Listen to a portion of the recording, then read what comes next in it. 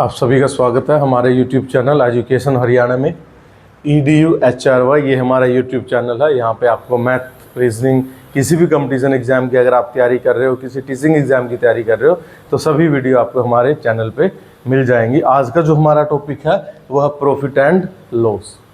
Math को पढ़ने से पहले आपको परसेंटेज को पढ़ना बहुत जरूरी है, यानी कि प्रतिशत का कॉन्सेप्ट अगर आपको क्लियर है तो आप किसी भी टॉपिक को बड़े इजीली कर सकते हो। तो आप इस टॉपिक को करने से पहले परसेंटेज वाला टॉपिक जरूर कीजिएगा, वहां से आपके जो डाउट्स हैं वो क्लियर हो जाएंगे। तो जो हमारा टॉपिक है प्रॉफिट एंड लॉस यानी कि लाभ और हानि, इसमें सबसे इंपॉर्टेंट होता है क्रय मूल्य। क्रय मूल्य यानी कि कॉस्ट प्राइस, जिस कीमत पे हम किसी वस्तु को खरीदते हैं। सेकंड होता है विक्रय मूल्य, जिस कीमत पे हम किसी वस्तु को बेचते हैं यानी कि सेलिंग प्राइस। फिर या तो हमें लाभ होगा या फिर उसमें क्या होगी, हमें हानि होगी। वो आपसे क्वेश्चन पूछेगा कि लाभ प्रतिशत निकालिए या फिर हानि प्रतिशत निकालिए। अब यहां तक तो ठीक है, हम एक छोटा सा एग्जांपल ले लेते हैं। मान लेते हैं हम किसी वस्तु को 200 रुपए में खरीद रहे हैं और उसको हमने 240 रुपए में क्या कर दिया, सेल कर दिया। ठीक है, ये 250 में हम उसको क्या कर देते हैं, सेल कर देते हैं। तो हमें लाभ कितना हुआ, 250 में हमने सेल किया, 200 में खरीदा था, 50 रुपए का हमें क्या हो गया, लाभ हो गया, प्रॉफिट हो गया हमें। अब इंपॉर्टेंट ये है कि हमें निकालना है लाभ प्रतिशत। अगर आपने प्रतिशत वाला कॉन्सेप्ट अच्छे से पढ़ रखा है तो आपके लिए ये बहुत आसान है। होता क्या है, देखो, लाभ प्रतिशत निकालना, लाभ कितने का हुआ, 50 रुपए का। लाभ कितने का हुआ, 50 रुपए का। अब बात यह है कि कितने में से हुआ। लाभ उसमें से होता है जो पैसे हमने इन्वेस्ट किए थे, जो हमने खर्च किए थे। हमने खर्च किए थे 200 रुपए, यानी कि जो क्रय मूल्य है, जो कॉस्ट प्राइस है, वो मोस्ट इंपोर्टेंट है पूरे प्रॉफिट और लॉस में। सबसे इंपोर्टेंट अगर कोई कॉन्सेप्ट है वो है क्रय मूल्य का, यानी कि कॉस्ट प्राइस का। तो हमें लाभ हुआ 50 रुपए, कितने में से हुआ, 200 में से हुआ, क्योंकि हमने 200 रुपए खर्च किए थे। 200 रुपए खर्च करके हमने कोई चीज खरीदी, उसको 250 में आगे बेच दिया। खरीदना इंपॉर्टेंट होता है। लाभ कितने में से हुआ, 200 में से हुआ। और प्रतिशत के लिए हम लगाते हैं 100। जो कैंसिल होता है कैंसिल कर दो, 2 एकम 2, ये हमारे पास आ गया 25।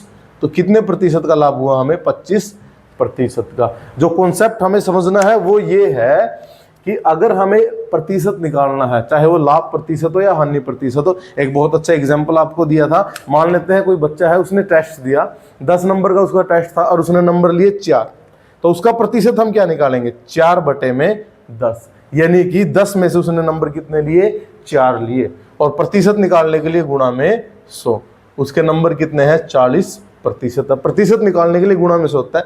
यही लाभ प्रतिशत का है। लाभ हुआ कितने रुपए का, लाभ हुआ उसे 50 रुपए का लाभ हुआ। कितने का लाभ हुआ, 50 का। कितने में से हुआ, 200 में से हुआ। कितने में से हुआ, 200 में से, क्योंकि उसने 200 रुपए खर्च किए थे, 200 रुपए इन्वेस्ट किए थे। तो गुणा में प्रतिशत निकालने के लिए 100।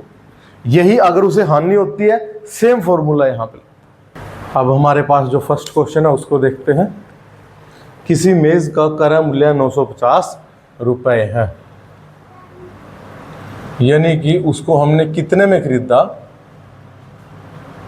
950 रुपए।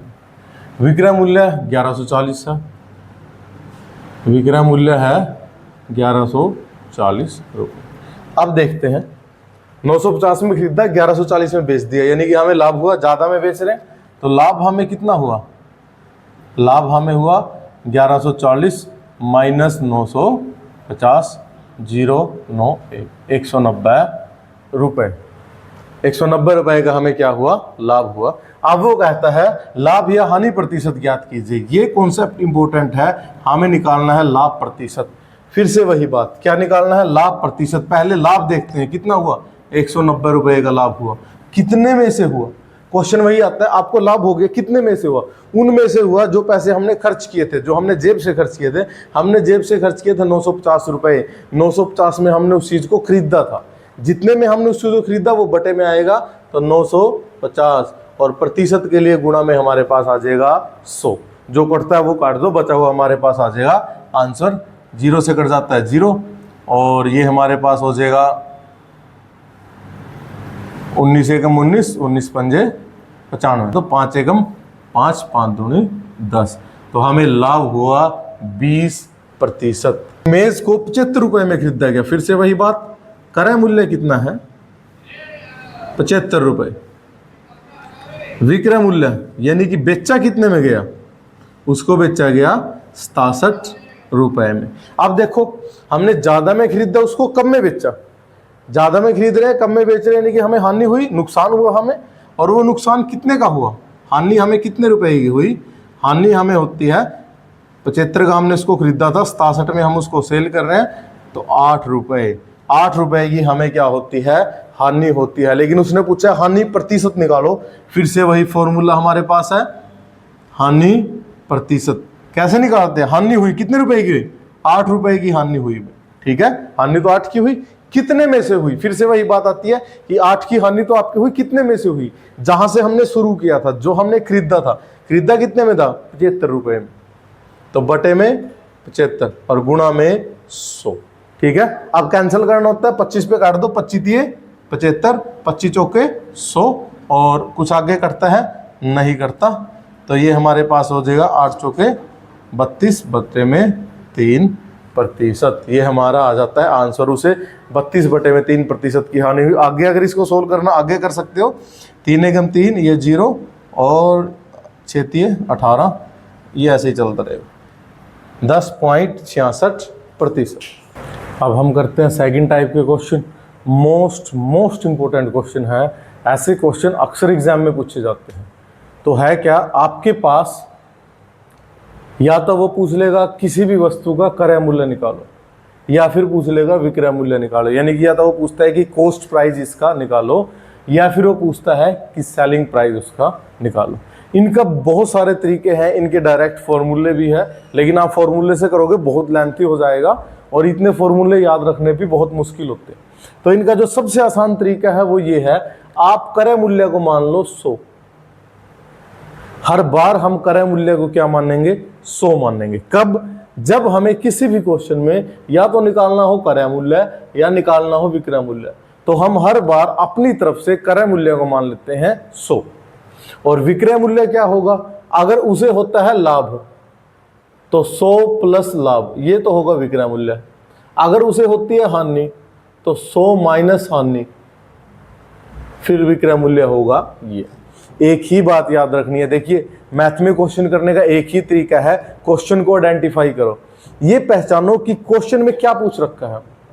तो क्वेश्चन में अगर हमारे पास पूछ रखा है कि विक्रय मूल्य निकालो, या फिर पूछ रखा है क्रय मूल्य निकालो, तो आपके पास एक ही तरीका है, क्रय मूल्य को मान लो 100 और विक्रय मूल्य को मान लो, अगर लाभ हुआ है तो 100 प्लस लाभ, अगर हानि हुई है तो 100 माइनस हानि। क्वेश्चन करते हैं, देखो एक बार, एक बेड को 75 रुपए में खरीदा, यानी कि इसका क्रय मूल्य क्या है 75 रुपए, और हम क्रय मूल्य क्या मानते हैं 100 मानते हैं। हम क्रय मूल्य क्या मानते हैं 100 मानते हैं। इसने क्या कहा, क्रय मूल्य कितना है 75 रुपए, 8% लाभ हुआ, लाभ कितना है 8%। क्या निकालना है विक्रय मूल्य, क्या निकालना है विक्रय मूल्य हमें निकालना है। ठीक है, 3 चीजें हमारे पास दे रखी है, क्रय मूल्य दे रखा है, लाभ दे रखा है, विक्रय मूल्य हमें निकालना है। अब जो कॉन्सेप्ट हमने लगाया है उस पर हम ध्यान देते हैं। हमने क्या कहा है कि क्रय मूल्य को आप हमेशा क्या मानो 100 मानो, क्रय मूल्य को क्या मानो आप हमेशा 100 मानो। विक्रय मूल्य क्या होगा, अगर लाभ है तो वो लाभ जुड़ जाएगा, अगर हानि है तो वो हो जाएगी माइनस। लाभ हो रहा है उसे 8 रुपए का, तो 100 प्लस 8 108, विक्रय मूल्य कितना हो गया 108 हो गया। बस अगर आपने ये कर लिया आपका क्वेश्चन कंप्लीट हो जाता है। देखो हमने कितना मानना है 100, 100 किसके बराबर है 75 के, तो 1 किसके बराबर होगा 75 बटे में 100। ठीक है ना, ये चीज बटे में चली जाती है। हमें निकालनी किसकी वैल्यू है 108 की, तो 108 किसके बराबर होगा 75 बटे में 100 गुणा में 108। देखो बिल्कुल इजी है, जो कटता है काट दो, 25 पे काट देंगे, 25 3 75, 25 चौके 100, ये 4 पे कट जाएगा, 4 एकम 4, 4 दूनी 8 और 7 चौके 28, तो 3 गुणा 27, 27 थे 7 दून 14, 7 21, हासिल लग गए 2, 6 और 2 8, 81, 81 रुपए। 81 रुपए क्या है उसका विक्रय मूल्य है। ठीक, अब हम करते हैं सेकंड क्वेश्चन। यहां से आपके सारे डाउट क्लियर हो जाएंगे। हमारे पास 3 चीजें होती हैं, पहले वो लिख लेते हैं। क्रय मूल्य, ठीक है, विक्रय मूल्य, लाभ या फिर हानि, जो दे रखा हो, लाभ दे रखा है तो लाभ लिख लेंगे, हानि दे रखा है हानि लिख लेते हैं।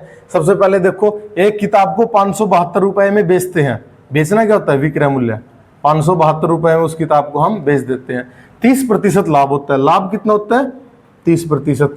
क्रय मूल्य ज्ञात कीजिए, निकालना क्या है, क्रय मूल्य निकालना, हमें क्या निकालना है, क्रय मूल्य निकालना। जो चीज दे रखी थी हमने वो लिख ली बस। इसके बाद हमें क्या करना है, क्रय मूल्य को हमेशा 100 मानते हैं, याद रखना, क्रय मूल्य को हमेशा हम क्या मानते हैं, 100 मानते हैं, चाहे कुछ भी हो। विक्रय मूल्य क्या हो जाएगा, अगर लाभ है तो उसमें जोड़ देंगे, अगर हानि है तो घटा देंगे। इसे लाभ हुआ 30 रुपए का, तो विक्रय मूल्य हो गया 130। अब देखो कितना आसान है, 130 किसके बराबर है, 572 के, 130 बराबर है 572। देखो 100 के बराबर तो कुछ है ही नहीं, हमें पता ही नहीं, ये तो निकालना हमें कि 100 किसके बराबर है, ये हमें निकालना है। दे क्या रखा है, 130 किसके बराबर है, 572 के, तो लिख दो 130 बराबर है 572 के। एक किसके बराबर है, 572 बटे 130, और हमें वैल्यू किसकी निकालनी है, 100 की निकालनी, तो 100 किसके बराबर होगा, 572 बटे 130 गुणा में 100। जीरो से कट जाता है जीरो, अब इसको 13 पे कैंसिल कर लो, आ जाता है 44, 44 गुना 10, 440 रुपए। ये नहीं कि उसका जो क्रय मूल्य है वो हमारे पास है 440 रुपए, उसने उसको 440 रुपए में खरीदा था और उसको 572 रुपए में क्या कर दिया, बेच दिया। मोस्ट इंपोर्टेंट क्वेश्चन है, सिर्फ आपको थोड़ा सा पैटर्न समझना है। पैटर्न क्या है, क्रय मूल्य को हमेशा 100 लिखो, विक्रय मूल्य आ जाएगा, अगर हानि है तो माइनस कर देंगे, अगर लाभ है तो जोड़ देंगे। अब हम थर्ड क्वेश्चन करते हैं सेम उसी पैटर्न से। तो देखो, एक मेज को 1440 रुपए में बेचने पर 10% हानि होती है, उसका क्रय मूल्य ज्ञात कीजिए। हमें क्या निकालना है, क्रय मूल्य निकालना है। तो सबसे पहले जो चीजें हैं वो लिख लेते हैं। क्रय मूल्य हमारे पास निकालना है, विक्रय मूल्य हमारे पास है 1440 रुपये, और हानि हमें होती है 10% की। ये तीन चीजें हमारे पास गिवन थी। क्रय मूल्य हमें निकालना है, विक्रय मूल्य 1440 है, और हानि हमारे पास होती है 10% की। अब देखते हैं हमारा फॉर्मूला क्या कहता है। अगर आपको क्रय मूल्य या विक्रय मूल्य कुछ भी निकालना हो तो सिंपल सी बात है, क्रय मूल्य को मान लो 100, क्रय मूल्य को हम मान लेते हैं 100, तो हमारा क्रय मूल्य हो गया 100।